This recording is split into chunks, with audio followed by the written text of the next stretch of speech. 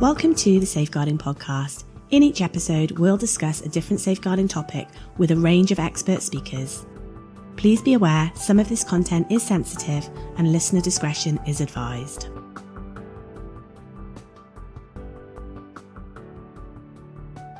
Hi, and thank you for joining us today on the Safeguarding Podcast Season 2. My name is Melanie. I'm the Head of Marketing and Communications at the Safeguarding Company. I'm currently your guest host, and today's podcast is going to be all about affluent neglect.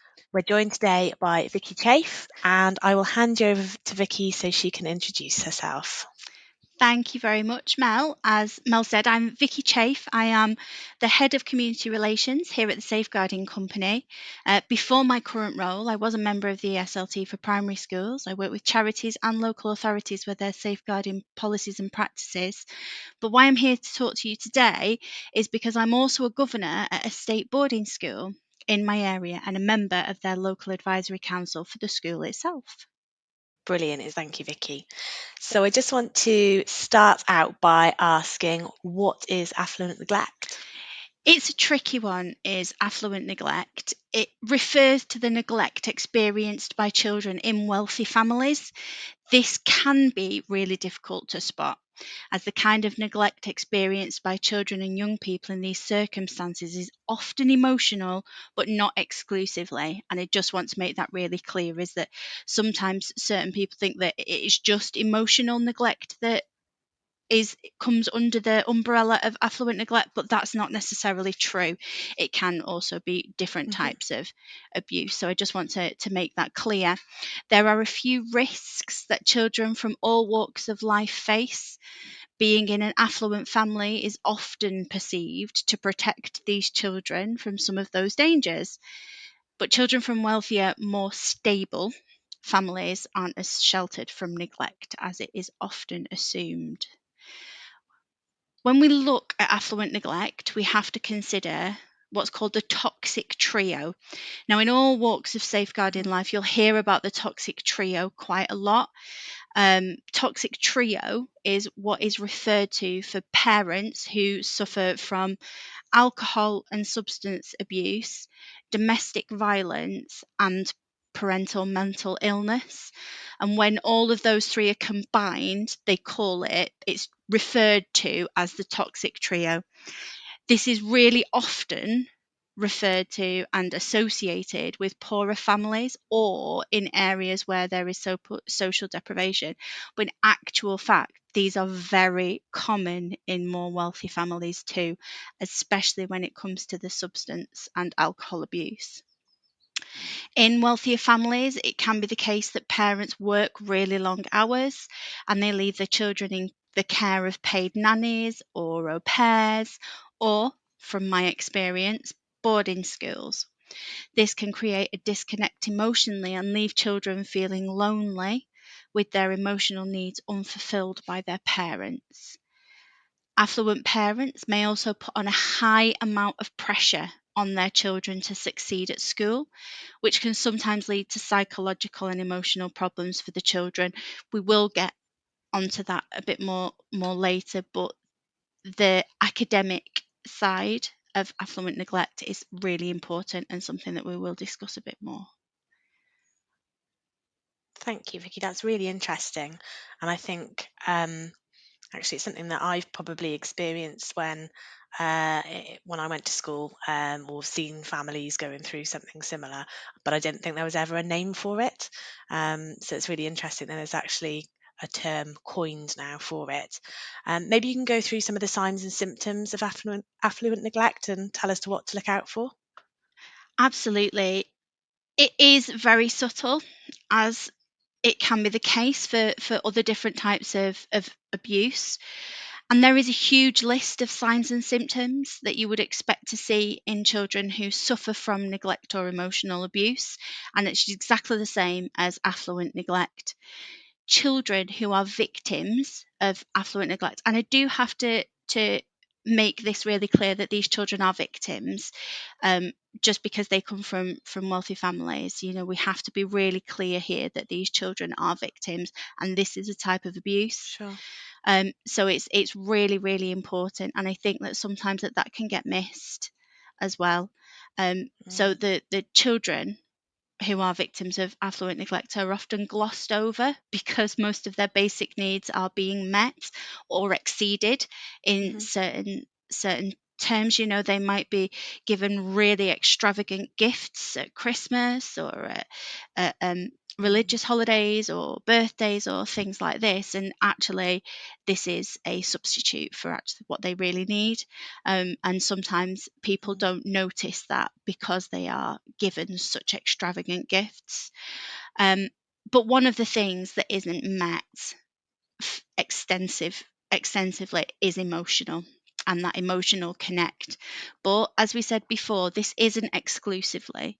Some people might say that it is the main issue of affluent neglect, and I totally understand that. But you do have to think that actually there are different types of it as well. There can be physical harm, either from the parent or from the child injuring themselves just due to being alone at home.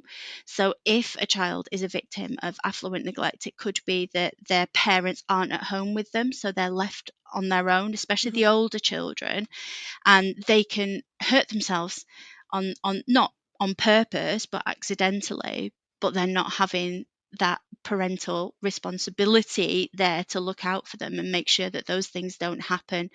So although that emotional connection and the emotional need that isn't being met is hugely important, we can't rule out everything else as well, because you know it's all part of it, all underneath that umbrella. Some of the signs and symptoms that you could be looking out for is very similar, as we said before, to the different types of abuse that you might encounter in other children. Child behaviour is a huge change and a concern for children who are victims of affluent neglect, and certainly the way that they react to situations. Their sexual activity, it could be that actually they're wanting that emotional support in such a way that maybe they're being far more sexually active and promiscuous at a more younger age than you would expect. It could be that they are suffering themselves from substance abuse or alcohol for multitude of reasons. It could be that they are lonely. It could be that they want that negative attention from their family just because it is attention. So it could be that. It could also be down to the pressures that they're feeling and the pressures that are on them from their families to achieve academically. So that is a huge thing that you can look out for children who are victims of affluent neglect. Anxiety disorders, due to the high pressure on the children, the expectations to exceed. We're paying a lot of money for you to go to this school. We expect you to get the grades that we're putting the money in for. That's the kind of thing that you might see. So there's an awful lot of pressure there. Again, as a result of this, children might have eating disorders. Again, due to pressure, could be pressure on themselves as well to make sure that they are the best or they're seen to be the best. So that can be another huge one. And I hate this to say this, but the biggest one is self-harm. We see a huge spike of concerns with children who are self-harming over the holidays or exam periods. We have to really keep an eye on these children because some of them aren't going home.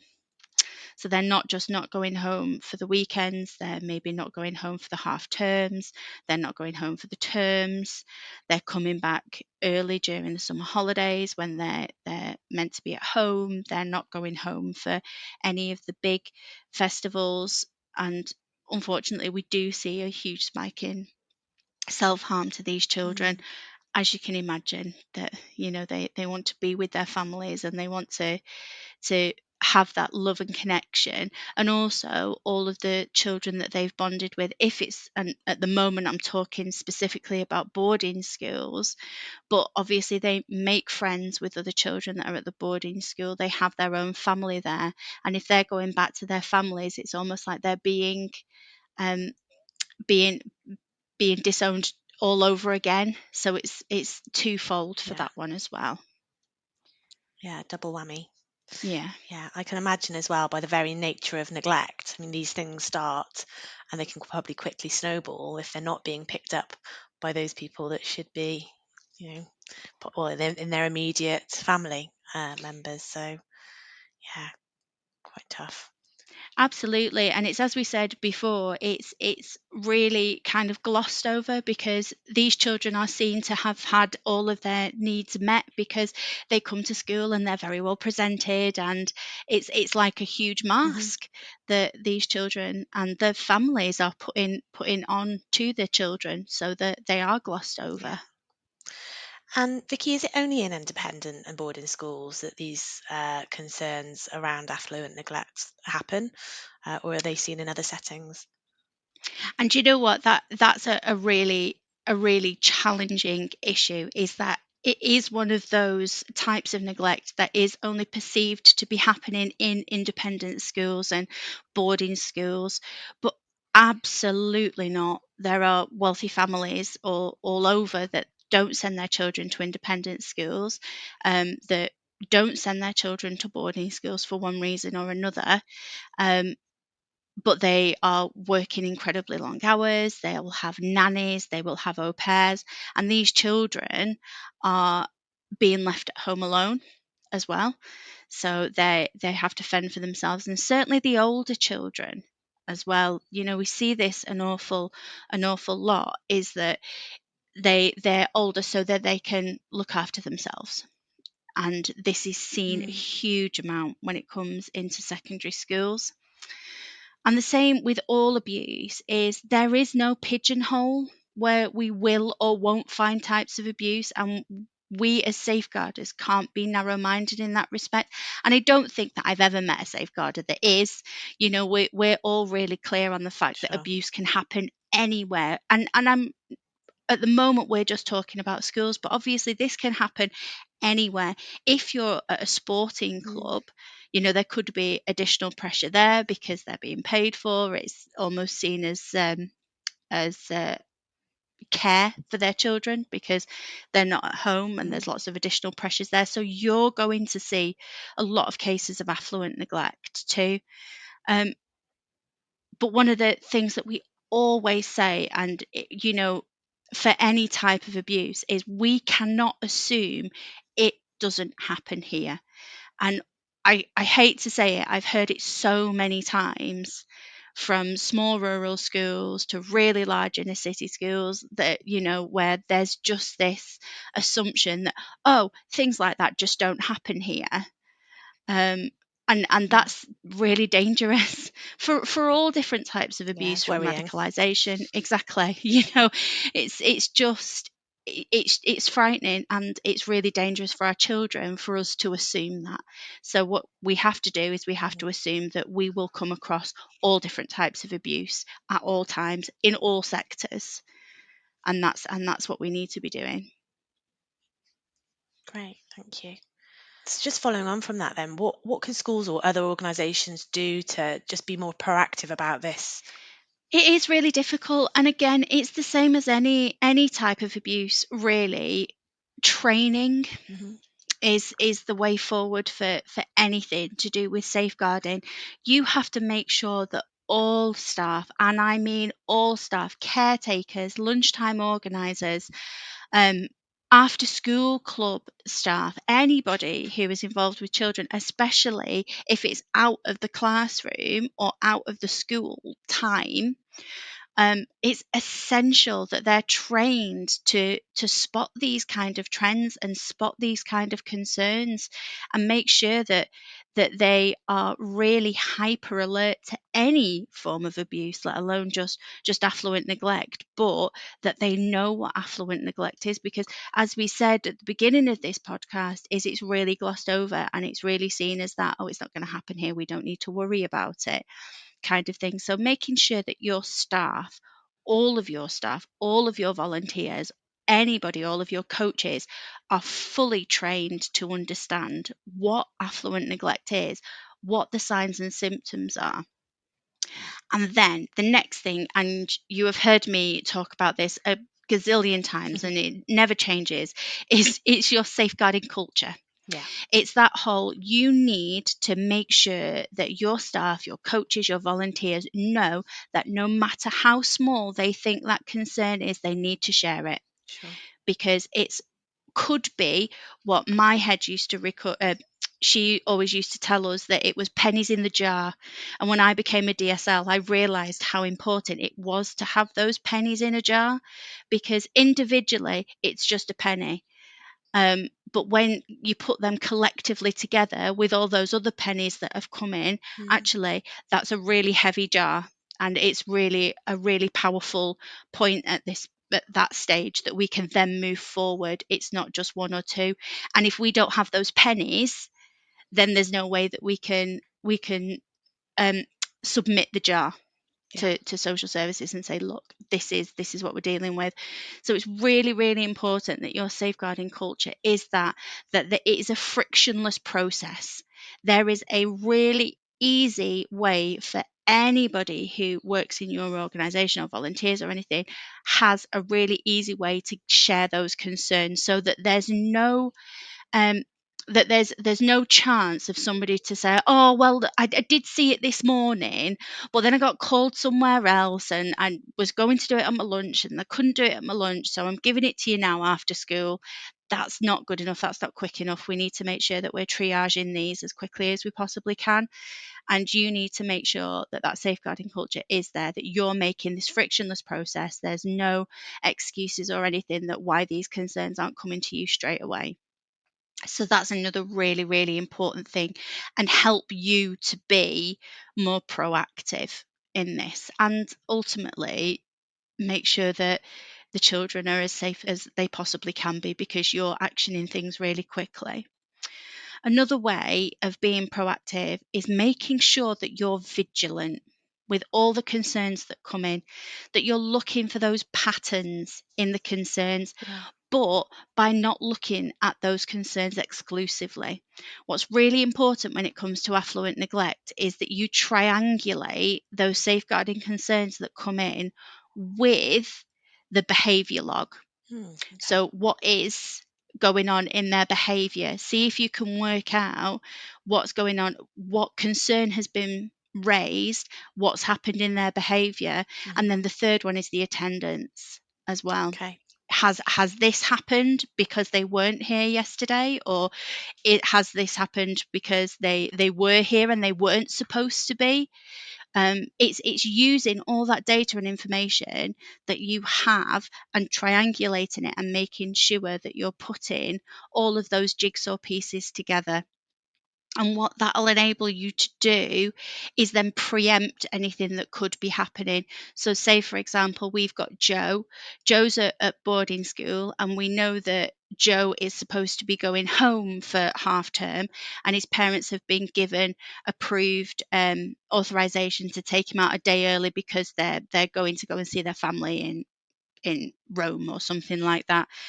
But Joe turns up that day, then you know that actually that shouldn't have happened, and you need to be making sure that what's happening with his behaviour, and also if there's been any safeguarding concerns that have come in on that point, it's helping you preempt anything that could be happening with these children, and in a way hopefully being able to put things in place to make sure these things don't happen. Yeah. I am a huge advocate of teaching the children to safeguard themselves. Teach the children what affluent neglect is and encourage them to come to you with concerns that they have. Don't forget, they're the ones that speak to the children outside of school. They're the ones that go to their houses. Have they never seen their parents? Have they been to their house a gazillion times and never once seen their parents? That's the information that you need to have. And if they don't know, and just as you said before, as you were growing up, you will have seen cases of affluent neglect, but you didn't even know that it was a thing, what you could do with that information or how you could stop it. Yeah, absolutely. And arming the children with this information means that actually you've got another stream of eyes looking out for these children as well. So arm your children to be safeguarders. as well, and then they can support you in supporting their friends. Absolutely. And I suppose there's a lot to be said for people's own biases or perceptions about other families without necessarily knowing the details. And it's easy to maybe think, oh, well, they've got loads of money, they live in a great big house, there's no problems there. When actually there could be, lots of underlying problems that need to be addressed. Absolutely, and the children, those children don't have those preconceptions either, so they will tell you the truth. Yeah.